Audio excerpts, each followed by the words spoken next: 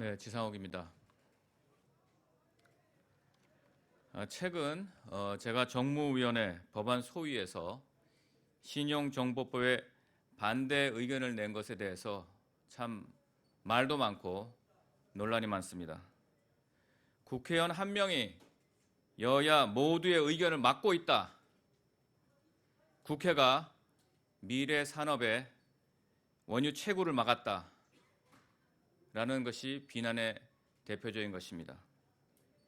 저는 단 한 명의 국회의원이라도 아닌 것은 아니다 라고 말을 해야 된다고 봅니다.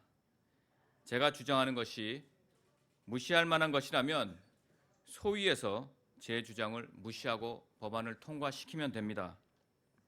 그리고 업계에서 주장하는 것처럼 국회가 미래 산업의 원유 채굴을 막는 게 아니라 원유 도구를 막는 일이라고 저는 생각합니다. 국회 동의 없이 국가가 보유한 실명의 정보를 미래 산업의 먹거리라는 포장지에 쌓아서 그 누군가에게 그 이익을 고스란히 넘겨줘서는 안 된다고 여기기 때문입니다.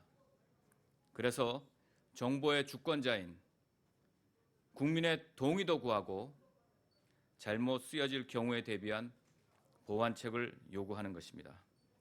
정부는 부처 협의를 통해서 이미 이러한 문제점을 잘 알아왔습니다. 그럼 제가 확인한 그 경과와 내용에 대해서 지금부터 말씀드리겠습니다. 금융위원회가 신용정보법 개정을 위해 부처 협의를 벌여왔습니다.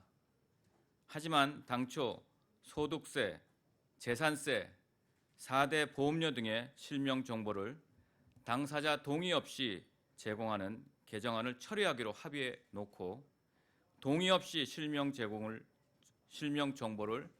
제공하는 법안을 제출한 것으로 드러났습니다.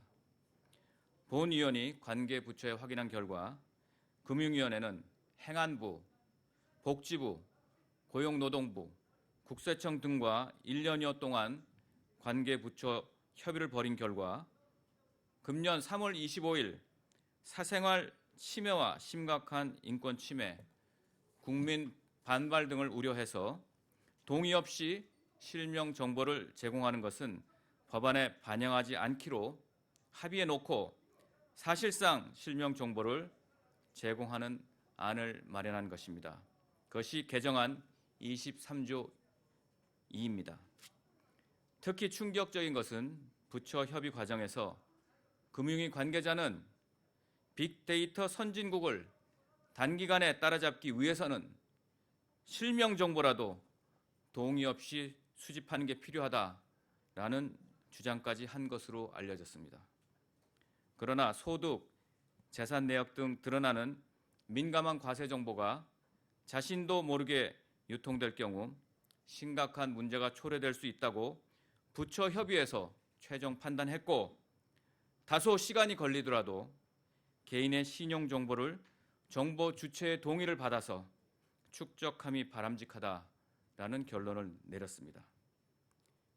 이번에 마련된 개정안 중에 개인 신용 정보 전송 요구권으로도 정책 효과를 충분히 달성할 수 있을 것으로 판단했기 때문입니다. 정작 문제는 국회 심의 과정에서 발생했습니다. 올 10월 국회 법안 심의 과정에서 위 삭제 조항의 재검토 요구가 제기되었고 11월 1일 관계 부처가 다시 모여 대책 논의를 갖고 논의했지만 해당 조항, 행안부 등 4개 부처에서 실명 정보를 제공하는 해당 조항을 삭제하는 것으로 재합의했습니다. 그럼에도 불구하고 정작 정무위 소위에 상정된 안에는 해당 조항이 삭제되지 않은 채 개인 정보를 실명으로 제공하는 그런 식의 안이 재상정된 것입니다. 결론적으로 신정법 논의 과정에서의 문제점은 금융위가 정보 제공의 주체인 행안부, 복지부, 국세청, 고용부와 합의한 동의 없는 개인 실명 정보 제공을 금지한다는 원칙을 파기하고 실명 정보를 가명 정보라고 속이고 제공하겠다고 주장하는 대국민 사기극을 벌이고 있는 것입니다. 유럽에서는 본인 동의 없는 가명 정보라 하더라도 학술이나 통계 목적으로만 사용하지 돈벌이에 쓰게 하지는 않습니다.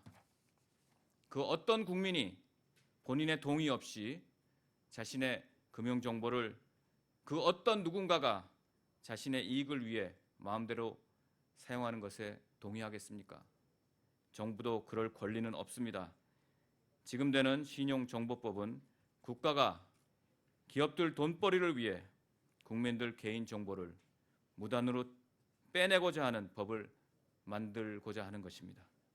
저는 이러한 문제점을 개선하는 내용 담은 다시 하겠습니다. 저는 이러한 문제점을 개선하는 내용을 담은 보완책을 조만간 정무위 법안 소위에 제시할 계획입니다. 이상입니다.